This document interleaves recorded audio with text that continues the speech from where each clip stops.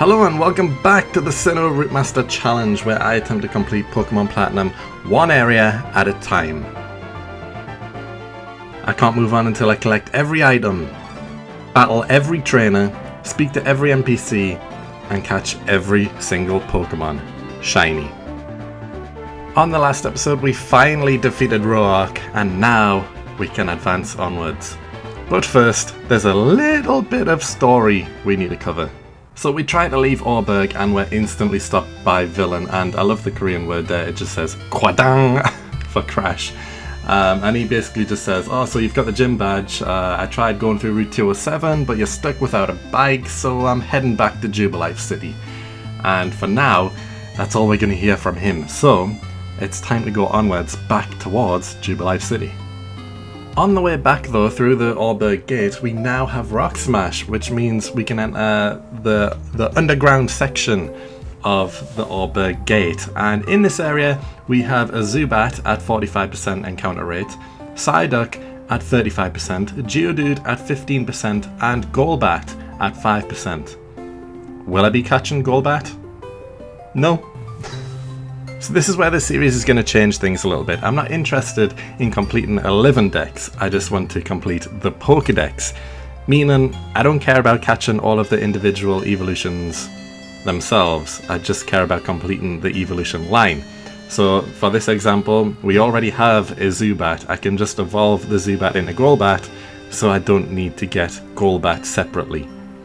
This is going to save me hundreds, potentially thousands of hours of shiny hunting on this series.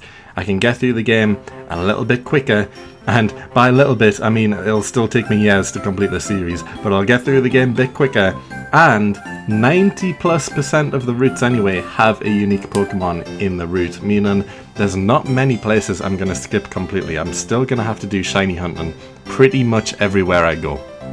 So yeah, that's the change. There are still things that we need to do down here though, like collect every item. First up we find TM70, which is Flash, and we also find a big pearl. And there's also one NPC down here who tells us that we can jump over these ledges if we had a bike. Carrying onwards back towards Jubilife City, we run into this creepy guy again, Looker, who tells us that we can get a Palpite downstairs in the basement of the Pokemon Center. I've already done that, Looker. And then tells us to be on the lookout for any shady individuals. Well, so far I've seen one, and it's him, so who do I report that to? Then we run into these guys who are robbing Professor Rowan at gunpoint. Okay, maybe not, but they are trying to steal his information. He basically tells them that they look stupid and tells us to not grow up to be like them, and then makes us battle him. So yeah, I hope Professor Rowan knew that they weren't a threat beforehand, because we've only got one gym badge, but it is what it is. Now for the not-so-live commentary of this fight. It is a bit of an easy one, admittedly. I mean, it's supposed to be. You're not far in the game at this point. There's 2 level 11s, so we shouldn't have too much trouble here. I am starting with my Zubat, trying to level it up a little bit. But yes, just to go back to the previous point, I hope people aren't too disappointed with the fact I'm going to be skipping evolutions if I've already got the previous version. Well, the previous Pokemon in the evolution line. This is a big change, but like I said, it's going to save me thousands of hours, so it's a necessary change, I believe. And it's still not going to halt progress on almost every single route. Like I mentioned, there is at least one unique Pokemon that I will need to hunt, some of them being 5 to 10% encounter rates, meaning that it's likely that I'll find evolution shiny Pokemon anyway as I'm trying to hunt these lower encounter Pokemon that are on the route. So there will be a few Pokemon skipped, although I don't really want to use that word because I'm still going to evolve the Pokemon to be them anyway. But yeah, it's going to save a long time that yeah, it means I'm not going to go insane doing this series. I am going to be able to get through it without having to stop for every single evolution when I've already got the previous one. So that's a big help. But let me know in the comments though, do you mind the change? I hope you don't mind. It also means that I can get these episodes out quicker. For example, if I did stop now for this Golbat, I wouldn't be able to get this episode out as quickly because I would have had to get the goal bat, and then that would have slowed down progress and also meant even less progress through the game because a full episode would have been spent getting the goal bat in the Orberg mine again instead of progressing further with the story and doing this new route that we're just leading up to. So yeah, that's the trade-off. That's what's going to happen going forward. I hope you're not too disappointed. And we've just beat the fight. So let's get back to more story progression. So after the battle they tell us that they're Team Galactic and they're going to retreat for now. And then Rowan tells us that Team Galactic want to use some of the energy of Pokemon evolutions for some reason. Then says thanks for our help and that we should collect all the gym badges. Then they leave and this guy comes up to us saying it was amazing how we beat those guys, tells us he's from Jubilife TV and gives us the fashion case. After that we can finally advance onwards into Route 204. Here are the encounters for the route. We have Starly at 25%, Budew at 25%, Shinx at 15% and our two targets for this route, Budew at 25% and Wormple at just 10%. Before we begin the hunt though, there is an item to collect, a Paralyze Heal, which we find here. And back to non-live commentary me, as we take on the three trainers that are also in this route. And we're just going to battle them back to back here, so it should be quick and easy, right? We're going to start things off with Zubat because we want to get some more XP on the Zubat. Will it do enough against Shinx though? We'll soon find out, but I'm going to use this section as a chance to answer some extra questions that we didn't cover on the Q&A video, the last episode, which I thought might be interesting for people to know. So, first one that I want to mention is, this is my first time shiny hunting like this, believe it or not. Like, this isn't something I do usually. This Route Master series, I've seen it from Brosidon, as did the majority of people who have watched this video, or this series, and I thought, that's a pretty cool idea, I want to do that too. So, with no preparation, no idea how long it would take to catch a 1 in 8,192 encounter Pokemon, or anything like that, I thought, yeah, let's just give this a try and see how it goes. And now we've caught 30 Pokemon shiny in this series so far. It's going pretty well and I'm fully invested in this series, but before beginning this, I had never shiny hunted Pokemon like this before.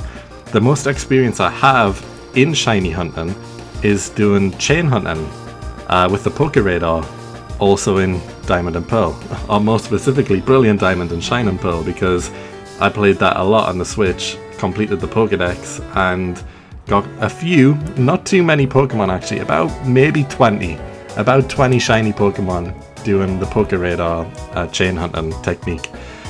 And that's my experience with shiny hunting. That's pretty much all I've got. In Pokemon Let's Go, Pikachu and Eevee as well, I shiny hunted maybe 2 or 3 Pokemon.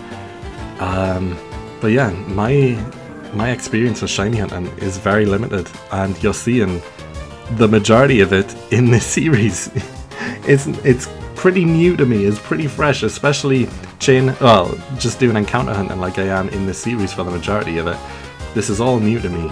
Doing the fishing hunt, completely new to me. Doing the starter Pokemon resets, completely new to me. Never done anything like it before, so yeah, it's all pretty fresh. My only legit shiny that I have found in the wild by accident, not hunting, was in Pokemon Ruby, near enough when the game came out. Probably 300 hours deep into Pokemon Ruby, because that was the game I played the most growing up. I was in Whismur Cave and I found a shiny Whismur by accident. And that is the only shiny I have found legit without hunting. So yeah, my experience shiny hunting is very limited, which might be a surprise to a lot of people, but it is what it is. So this series is a massive undertaking for someone who has no real experience shiny hunting. But I've committed, and I think it's going pretty well so far.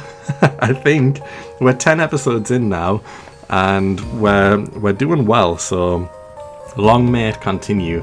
But we've got a lot, well obviously there's still a long way to go. A lot of Pokemon still to catch. But yeah, I'm enjoying it. I am enjoying it. And I don't want to stop anytime soon. When I was doing the World Cup video, I had like a 3-week break from this series, and I couldn't wait to finish the video so I could jump back into recording this, if I'm honest. So yeah, it's a bit of a surprise. I did enjoy a bit of a break for a week, and then I thought, I've got that itch to continue now. And we still had to do the World Cup video, so I was doing that, thinking, I want to get back to shiny hunting. So when it came round to doing this route and finally hunting the Wormple and Budew, I was excited to get to it.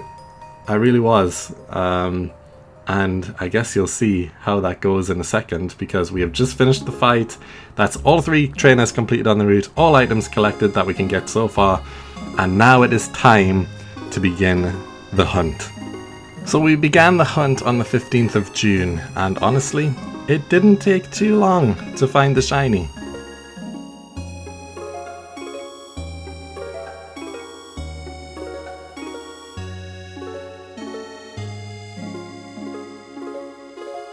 Well, would you look what we've got here? Shiny Wormple, which I was actually planning on changing the entire rules just for this one Pokemon, because my original plan was, well, I think, at least anyway, I believe Wormple is the only Pokemon in this game where obviously it evolves into 2 different Pokemon. So my original plan was I need to catch 2 Wormple, at least, to evolve one into Silcoon, one into Cascoon. But since they're only a 10% spawn rate, I thought this could take forever, because even if I do manage to find 2, I could get like 2 Silcoons or 2 Cascoons, and then would have to find another one, and so on and so on, until I get 2 to evolve into the 2 specific evolutions. So I thought, alright, maybe we'll change it so then I just catch 1 Wormple, 1 Budew, and then we move on, because in Eterna Forest both Silcoon and Cascoon are catchable Pokemon, so whichever one I don't have, then I would just hunt it there. But yeah, we found a Wormple first after 4,584 encounters, which is very under odds, and we still need the Budew, so at the same time we'll just continue, and if I find another Wormple and we get both Silcoon and Cascoon, then great, problem solved. If we catch Budew first, will I continue on this route? I'm gonna say no.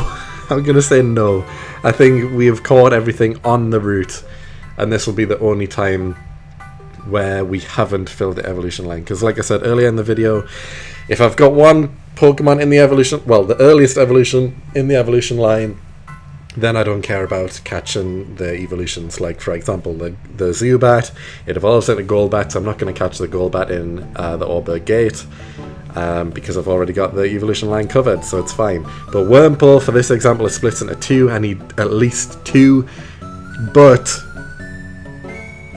I don't find Silcoon or Cascoon here, so we're good for now, but I will need to catch it. I guess the earliest point is Eterna Forest, which is soonish anyway, so I think this is the only time in the game where there's like a split path.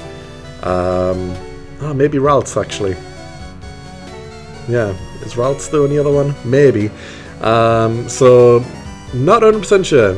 I think we'll just move on. If I catch Budew without finding another Wormple that does evolve into the other Pokemon. So if I catch this Wormple, it evolves into Silcoon. I'm not going to wait around for another Wormple to catch Cascoon if I find a Budew first. So yeah, that's how it's going to work. Let me know though in the comments, is there any other branch and path Pokemon in this game? I believe Ralts is available at some point, but I'm not sure if any other Pokemon that has a split evolution path. I don't know. Let me know. Maybe I'm just not remembering. But anyway, let's go full screen. I'll admit it feels good to be back doing Route Master after my little hiatus to do the World Cup video, which not as many people watched as I would like to. So if you haven't watched it, go check it out, please go check it out. But yeah, I don't know. It feels good. I haven't recorded Route Master in about 3 weeks, maybe a bit longer, 3.5 weeks. So it feels good to be hunting, and after this is the second day being back hunting. And we found Wormple, which is a 10% chance already. Oh, and I was about to say, and we catch it first try, but we don't. We are just going to throw balls, though, because it's a level 4, and we have a lot of Pokeballs on this account. This is account number 2, which has quite a lot of Pokemon on it. If you watched the stats video, you know number 2 was a stacked account. Let's have a look at who's in the party, though, because I can't remember. We've got the Onix here, we've got Budew, Zubat, Shinx, and the Monferno. I don't think the Monferno is not shiny though, but the rest are. And the matchup, which we're just going to continue throwing balls with. So let's hope we get it this time. It shouldn't take long. I'm expecting to get this within 3. Is this the one though? 3, and yeah, there we go. Wormple is caught, which is great. Yes, another shiny to the collection, and it's a 10% chance. Budew's 25%, so maybe we'll find that next. But actually, I mean, I know I've had like a 3-week break, but our streak of Pokemon we need in a row, apart from last episode where we got the Zubat after like 46,000 encounters or whatever, the streak in a row of Pokemon we need has been going on for a while now. Like, we got the Geodude, then the Psyduck, and then we went to Route 207 and caught the Machop and the Ponyta, and then we went to the Orberg mine and we needed the Onix. We did get stopped by a duplicate Zubat, but then we got the Onix second try, and now we've got the Wormple, which is only a 10% chance. If we get the Budew next, that is extremely good odds that we found all of these Pokemon that we need in succession. But because Budew is a 25% chance, I do expect to find others first. But I didn't expect to find the Wormple first. Like, out of everything on this route, I did not expect to find Wormple first. I thought this is going to be a long episode. But we've got the Wormple already. That is crazy, you know. Like a 10% chance, and we found it first. After just finding the Onix last episode, which admittedly was a while ago now, but it was in the last episode. Which again was well, I guess we boosted it up to 50% chance. So, yeah, but it's usually a 10% chance. But our streak is kind of wild right now that we've found the exact Pokemon that we need. But we're going to check the Wormple, and we will check its nature, and we'll be back in a second. So, we have Sujubim, which is the first time, because I definitely haven't heard that word before, but it's bashful nature, which is a neutral nature, which is disappointing, but I guess Wormple's not really that great of a Pokemon anyway. It's even the third evolution is neither really going to make the team that well. But yeah, 8 attack, 8 defense, 7 special attacks, 8 special defense, and 7 speed. Yeah, this is very weak, but it evolves at level 7, I believe, and then again at level 10. So the next clip is going to be evolving this Wormple and see what we get. So let's do it. Okay, here we go. Live reaction to the evolution. Are we going to get Silcoon or Cascoon? Let's find out. And I think it is going to be Silcoon. Alright, okay. Okay, so we're going for the Beautifly route with this one. Alright, well, it just means if we get another Wormple before Budew, then we're hoping for Cascoon. But we've got the Silcoon and we've got the Beautifly, so yeah, great stuff. Alright, on to phase number 2 now. And with that, we start the second phase, also on the 16th of June.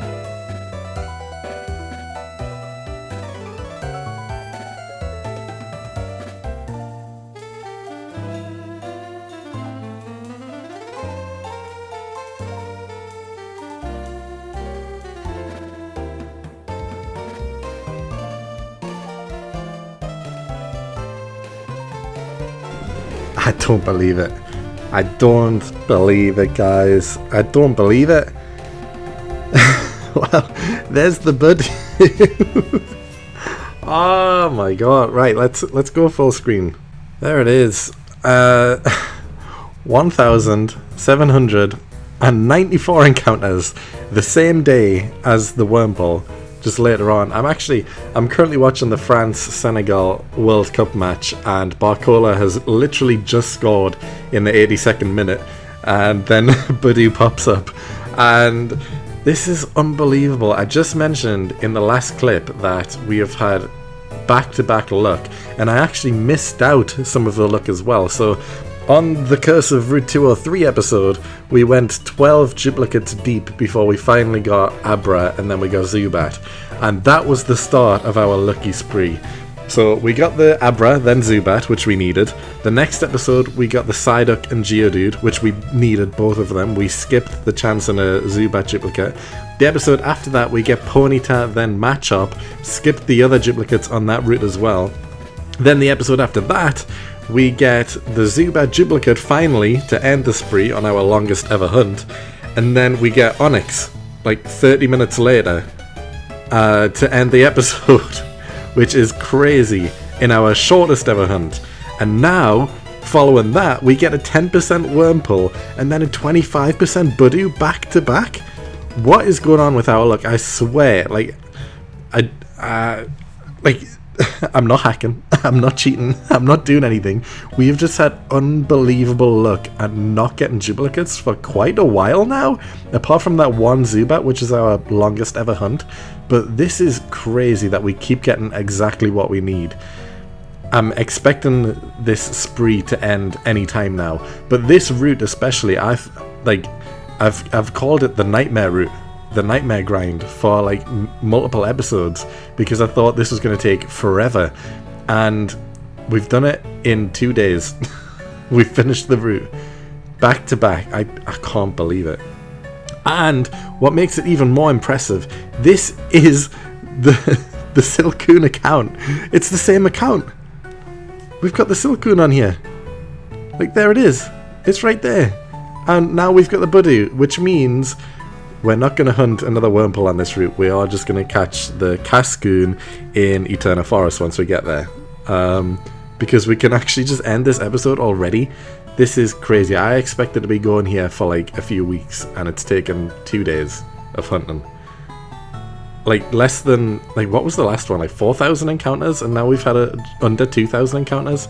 So we've caught both of our targets in less than 6,000 encounters, and we're done. Absolutely wild. Well, actually, I say that, but we haven't actually caught it yet, and we used a few balls on the last one. We've still got quite a lot left. So we're just going to throw Pokeballs again. We're not going to damage it. I think we should be fine. It's level 5. At most, it's probably going to take 3 or 4 balls, but we'll see. Maybe we'll get lucky, catch a first time. Oh, and we do. Unbelievable. What is going on? The luck for this episode has been crazy. This is like a repeat of the Ponyta matchup episode 2 episodes ago, where we caught both of them back to back, because we've just done the exact same thing again. But these were worse encounter rates. The Ponyta was 65%, I want to say, chance, and then match up like 25%. So, you know, that was big odds anyway on the, well, Ponyta especially. But then the Wormple 10% and Budew 25%. And we've got it. We're done. Wild. Let's check the nature. So the Budew is Songshil nature, which we've had a few times now, which is serious nature. I'm serious, and that's one of 5 neutral natures, which isn't the best, but like both Pokemon this episode have been neutral natures. So this is how the stats are looking. We've got 9 attack, 9 defense, 10 special attack, 12 special defense, and 10 speed. And I can't believe we're done. I expected this to take weeks, you know. I just finished the World Cup video, which took weeks, and then I thought, okay, back to the grind. It's going to take a few weeks because it's a tough route, and we're done, back to back. I could probably get this episode out in maybe tomorrow, maybe the day after. Either way, 2 days time at most, because it's quite late. It's 10 PM now. But I can probably edit it. It's going to be a short episode. I can probably edit it tomorrow. But yeah, we're done. It's crazy. But yeah, let's cut a post commentary me. And with that, the episode comes to a very quick and easy end, unbelievably. So let's do a quick recap. We caught Wormple after 4,584 encounters, taking 3 hours, 29 minutes and 53 seconds. Then we found Budew after 1,794 encounters, taking just 1 hour, 8 minutes and 14 seconds. For a total of 6,378 encounters, taken 4 hours, 38 minutes and 7 seconds. The Korean word of the video is "goripta," which means to miss or to long for, because I missed shiny hunting. I really did, and I'm glad to be back. And finally, once again, thanks for all the support on this series. I know you guys enjoy this a lot. Hopefully you give the World Cup video a chance, who knows. But yes, I do thank you all for tuning into this Route Master series, and I expect this to take a lot longer than it did, but yet again, the luck just continues in this series. I can't believe it. It's got to stop sometime soon. Next episode, we advance onwards into Floroma Town, but until then, if you liked the video, please like it up. It helps me out a lot. Subscribe if you haven't already, and other than that, I'll see you all next time.